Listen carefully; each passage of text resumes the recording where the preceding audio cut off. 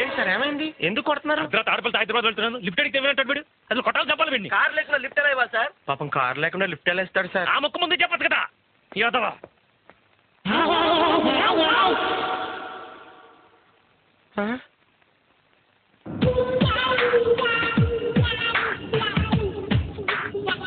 పేరేంటి? కాలేజ్. నేను కార్ ఏంటని అడగలేదు. పొద్దు పద్మనాభం అండి. ఏం చేస్తుంటారు? హైదరాబాద్ లో నాకు 10th హౌస్ ఉందండి. అదేనండి పెళ్లికి షామినాలు ఎత్తికిస్తారు, ఆ షాప్ ఉందండి. మరి వైజాగ్లో ఏం చేస్తున్నారు? పెళ్లి చూపులకి వెళ్ళి వస్తున్నానండి. ఓహో, ఏమైంది? అమ్మాయి నాకు బాగా నచ్చేసిందండి. మరి పెళ్ళి ఎప్పుడు? అమ్మాయికి నేను నచ్చలేదండి. అదృష్టవంతురాలు.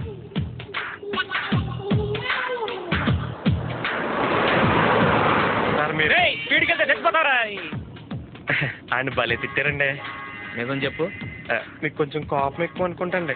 అదే ఇప్పుడు మీరున్నారు, మీరెవరు, ఈ అమ్మాయి మీకేమవుద్ది, ఈ టైంలో హైదరాబాద్ ఎందుకు వెళ్తున్నారు, ఇలాంటి అడ్డమైన ప్రశ్నలు వేస్తే లాగి రెండు పీకాలు అనిపిస్తా లేదా? కరెక్ట్. ఇంకా నయ్యం అడిగాం కాదు, పరిస్థితి వరస్ట్గా ఉండేది.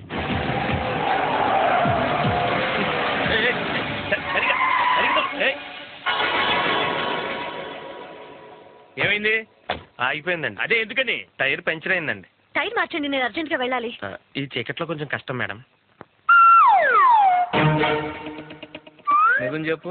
స్టెఫనీ లేదు సార్. ముఖం ముందే చెప్పదు కదా. చెప్తాం అనుకున్నాను కానీ మీరు కోపడతారేమోనని. అంటే నేను ప్రధాని కోపడిపోయి వాళ్ళని కనిపిస్తానా? అదేమనుకుంటాను నా గురించి? నేను ఏమన్నా బీపీ పేషెంట్నా? నాకు అసలు కోపం రాదేసా? ఇప్పుడు మీరు చెప్తే తెలిసిందండి. ఇప్పుడు ఏం చేద్దాం? నిద్రపోదాం. దగ్గరలో మంచి హోటల్ ఏమైనా ఉందా?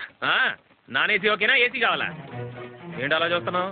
నువ్వు అంత ట్రై చేయనక్కర్లేదు, నువ్వు మామూలుగా చూస్తేనే జనం తడుచుకుంటా. నేను నీతో మాట్లాడలేదు, నువ్వు నోరు మూసుకో. నువ్వు దారి చూసుకో. అయ్యో అందుకే చెప్పింది. ఆడపిల్లైనా ఆవిడకి ధైర్యం ఎక్కువ అండి. నిజం చెప్పు. బాగా పొగరండి. ఇది కరెక్ట్. ఇక్కడ పడుకున్నావు. Okay sir. ఏంటి ఆలోచిస్తున్నావు? మనం పైకి ఎక్కడం ఎలాగని. మనం ఎందుకు పైకి ఎక్కడం? గడ్డెక్కిందేద్దాం. Correct sir. మరి లేట్ ఎందుకు కానీ? ఏంటి బాటిల్ మొత్తం నోట్లో పెట్టేసుకుంటున్నావు? తర్వాత మేము తాగక్కర్లేదా? ఓ నువ్వు ఎంగిల్ తాగవా? తాగను. మంచిది, పట్టుకో. ఇది టిప్. అది అబ్బా దొరకలు వచ్చేట్రా. తగలేడు.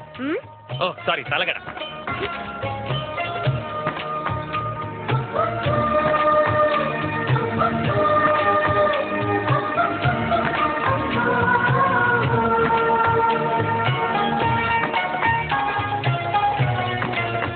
ఏంటి కాంపౌండ్ వాళ్ళు కట్టేస్తున్నావు? పొద్దున్నే లేవగానే నీ చండాలమైన మొహం చూడడం ఇష్టం లేక. ఫోన్లే, రాత్రి అంతా నీ మొహం చూడకుండా మాకు కూడా పనికొస్తుంది. Thank you, same to you. ఏంటి ఇంకా పడుకోలేదా? లేదు సార్, నేను పడుకోవాలంటే ఒకటి నేను పాట పాడాలి, లేదా ఎవరైనా ఏదైనా కథ చెప్పాలి. నువ్వు పాట పాడుకో, నేనే కథ చెప్తాను. కథలంటే అందులో దెయ్యాలు అయ్యి ఉండకూడదు మరి. ఏం భయమా? అబ్బే ఇంత రాత్రిపూట అవన్నీ ఎందుకని. ఏనా సినిమా కథ చెప్పరా? సినిమా కథ అంటే ఒకసారి నేను కాశ్మీర్ సినిమా సెకండ్ షో చూసి ఇంటికి తిరిగి వస్తున్నాను. అసలే చలికాలం, పైగా అర్ధరాత్రి, రోడ్లన్నీ నిర్మానుష్యంగా ఉన్నాయి. బైక్ స్పీడ్ పెంచి సందులోకి తిరిగాను. వీధి చివరి ఒక స్ట్రీట్ లైట్ వెలుగుతుంది. దూరంగా ఎక్కడో అని సౌండ్ వినిపించింది. కుక్క కాదు, నక్క. నేను అది పట్టించుకోకుండా ముందుకెళ్ళిపోయాను. ఆ సందు చివరి ఒక శ్మశానం ఉంది. మా ఇంటికి వెళ్ళాలంటే అది దాటి వెళ్ళాలి. సరిగ్గా నేను శ్మశానం దగ్గరికి వచ్చేసరికి స్ట్రీట్ లైట్ ఆరిపోయింది. నాకు భయం వేసింది. బైక్ ఇంకా స్పీడ్ పెంచాను. సడన్ గా అని సౌండ్ వచ్చింది. Tyre puncture. పడిపోను. నేను బండికి గబగబా నడుస్తున్నాను. నా వెనకాల ఎవరు వస్తున్నట్టు అనిపించింది. సడన్ గా వెనక తిరిగాను. ఎదురుగా నా ఫ్రెండ్ కనిపించాడు.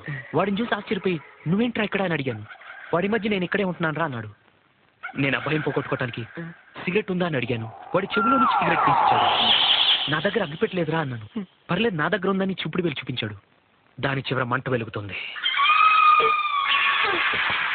పద్దు నాకు భయం వేసి వాడి కాళ్ల వైపు చూశాను. దూరంగా ఉన్న చితిమంటల వెలుగులో వాడి కాళ్ళు కనిపించాయి. అంతా మామూలుగానే ఉంది కానీ పాదం మాత్రం వెనక్కి తిరుగుతుందిలా.